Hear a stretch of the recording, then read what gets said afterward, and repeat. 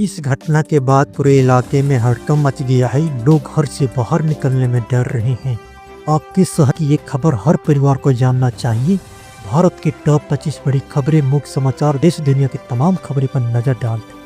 चलिए देखते हैं आज की पहली खबर। हरियाणा के डिप्टी स्पीकर मेढा ने संत प्रेमानंद महाराज से मुलाकात की। उन्होंने पूछा कि राजनीति के संबंध कैसे बनाया जा सकता है।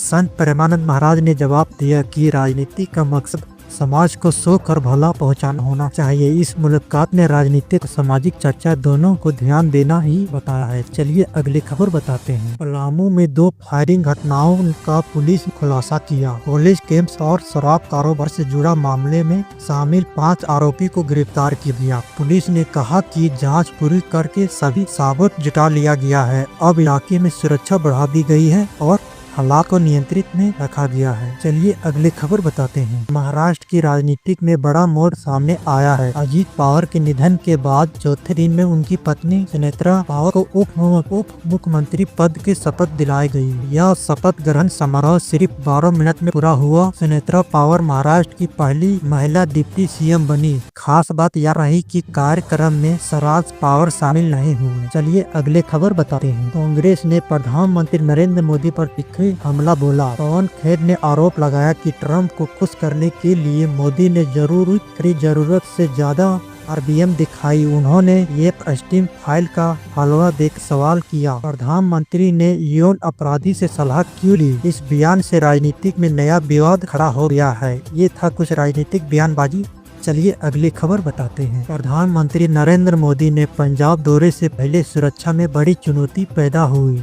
मेला में धमकी दी गई कि 1.5 कल और 4 स्कूलों में आज धमाका होगा। इसके साथ ही आदमपुर एयरपोर्ट का नाम बदलने की बात भी कही गई है। राज्य की पुलिस और सुरक्षा एजेंसी अलर्ट पर है और सुरक्षा कड़ी कर दी गई है। चलिए अगली खबर बताते हैं। हजारीबाग पुलिस ने नशे के खिलाफ बड़ी कार्रवाई की। 2 थाने क्षेत्र में 8 तस्करों को गिरफ्तार किया गया और 40 लाख रुपए मदद पदार्थ जब्त किया गया। पुलिस ने कहा कि ऐसे अभियान लगातार जारी रहेगा ताकि इलाके में नशे की तस्करी को पूरी तरह से रोका जा सके और लोगों की सुरक्षा सुनिश्चित हो। चलिए अगले खबर बताते हैं। महिलाओं के आत्मनिर्भर बनने की दिशा में नई योजनाओं पर चर्चा हुई है। इसमें महिलाओं के लिए व्यवसाय प्रशिक्षण और वित्तीय सहायता को मजबूत करने पर जोर दिया गया है। सरकार का लक्ष्य है कि महिलाओं खुद कमाई कर सके और समाज में अपनी भूमिका मजबूत बना सके। इससे पहले महिलाओं के जीवन में बड़ा बदलाव आने की उम्मीद है। चलिए अगली खबर बताते हैं। यूपी में भाजपा के लिए ब्राह्मण वोट अब बड़ा सवाल बन गया है। पिछले 5 चुनाव में सबसे ज्यादा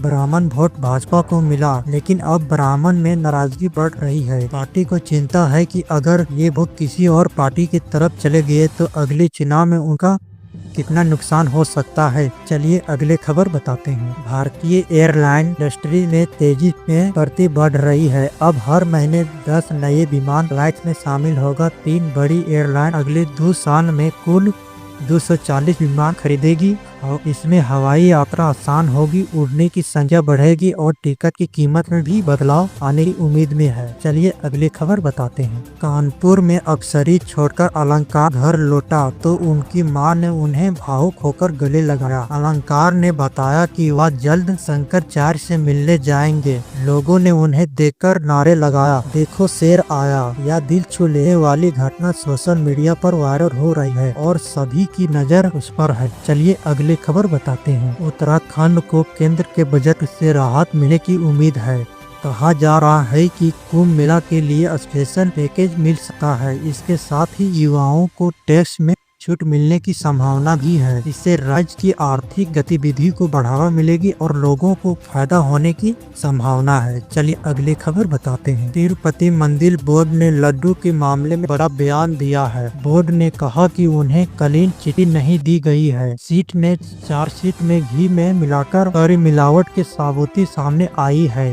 जबकि सीबीआई की रिपोर्ट में चर्बी की पुष्टि नहीं हुई है। मामला अब भी जांच के दायरे में है और चर्चा जारी है। ये अगली खबर बताते हैं। उत्तर भारत में कड़ाके की ठंड ने लोगों का जीना मुश्किल कर दिया गया है। उत्तराखंड के कल पानी इलाके में तापमान -35 डिग्री तक पहुंच गया है, जहां आंखों का पानी तक जमने लगा है। वहीं उत्तर प्रदेश में घने कोहरे के कारण गारो गाय आपस में टकरा गई। ठंड और कोहरे से जनजीवन बुरी तरह से प्रभावित हो गया है। चलिए अगली खबर बताते हैं। गृह मंत्री अमित शाह ने पश्चिम बंगाल में बड़ी राजनीतिक चुनौती दी है। उन्होंने कहा कि सर योजना के जरिए राज्य से घुसपैठियों को बाहर निकाला जाएगा। जो बच जाएगा उन्हें भाजपा का मुख्यमंत्री सत्ता में आते ही बाहर करेगा। अमित शाह ने दावा किया है कि यह साल ममता बनर्जी के टीएमसी को टाई टाई बाय बाय कहने की साल होगा। चलिए अगली खबर बताते हैं। जम्मू कश्मीर के संबो सेक्टर में बॉर्डर पर संदिग्ध पाकिस्तान ड्रोन देखा गया है। इसके बाद भारतीय सुरक्षा बलों ने तुरंत सर्च ऑपरेशन शुरू कर दिया गया है। फिलहाल ड्रोन की वास्तविक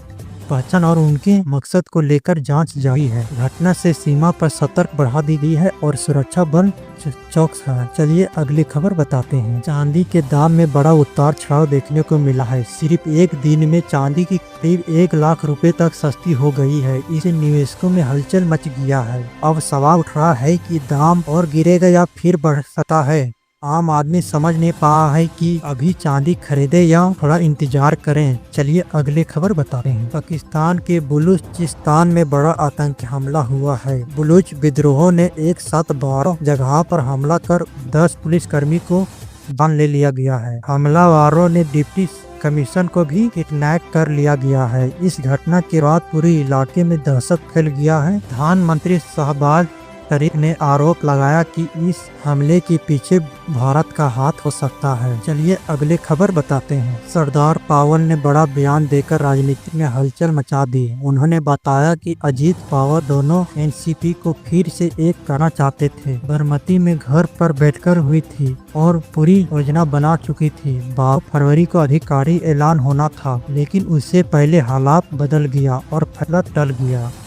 चलिए अगले खबर बताते हैं। पाकिस्तान के प्रधानमंत्री शहबाज शरीफा ने देश के आर्थिक हालात पर बड़ा बयान दिया है। उन्होंने कहा कि बार बार दूसरे देश से कर्ज मांगते हुए अब शर्म महसूस होती है। मदद के लिए हमारा सिर हमेशा झुकता रहता है और मजबूरी में उनकी कड़ी शर्तें माननी पड़ती है। पाकिस्तान की गंभीर आर्थिक संकट से गुजर रही है। चलिए अगली खबर बताते हैं। यूजीसी के नया नियम पर लगी रोक के बाद देश में बहस तेज हो गया है। सर और इसे सही फैसला मान रहा है, जबकि एसटी, एससी, ओबीसी समाज इसे भेदभाव खत्म करने की दिशा में जरूरी कदम बताया जा रहा है। एक तरफ खुशी और दूसरी तरफ विरोध, जिससे शिक्षा और आरक्षण को लेकर नया विवाद खड़ा हो गया है। चलिए अभी खबर बताते हैं। गैंग रेप पीड़ित के मौत के बाद गांव में भारी तनाव है। प्रशासन ने चारों तरफ फोर्स तैनात करके बैरिकेडिंग की और माहौल शांत करने की कोशिश की है। पीड़ित का अंतिम संस्कार 20 घंटे के बाद किया गया है। पूरे इलाके में सुरक्षा बढ़ा दी गई है और लोगों अभी भी घटनाक्रम को लेकर चिंता में है। चलिए अगली खबर बताते हैं। देश में एक चौंकाने वाली घटना सामने आई है। कॉन्फिडेंट ग्रुप के चेयरमैन ने इनकम टैक्स रेड के दौरान गोली मारकर खुदकुशी कर ली। बताया जा रहा है कि वे करीब 9,000 करोड़ की संपत्ति, प्राइवेट जेट और 200 से ज्यादा लग्जरी कारों के मालिक थे। इस घटना से कारोबारी जगत में हड़कंप मच गया है। चलिए अगली खबर बताते हैं। T20 वर्ल्ड कप से पहले भारत और न्यूजीलैंड के बीच आखिरी मुकाबला बेहद अहम होने वाला है। सभी की नजरें संजू सैमसन के प्रदर्शन पर टिकी है। वही कप्तान सूर्य कुमार यादव के पास रोहित शर्मा का बड़ा रिकॉर्ड तोड़ने का शानदार मौका है। यह मैच टीम इंडिया की तैयारी के लिए बेहद खास माना जा रहा है। चलिए अगली खबर बताते हैं। इसी तरह जानकारी सबसे पहले पाना चाहते हैं और कहीं मिस ना हो जाए, इसीलिए आप मेरे WST न्यूज को सब्सक्राइब कर लें और लाइक करें। अपनी कुछ सुझाव देना हो तो मुझे कमेंट करें। चलिए मिलते हैं अगली वीडियो में, तब तक अपने परिवारजनों को ख्याल रखें। जय हिंद, जय भारत।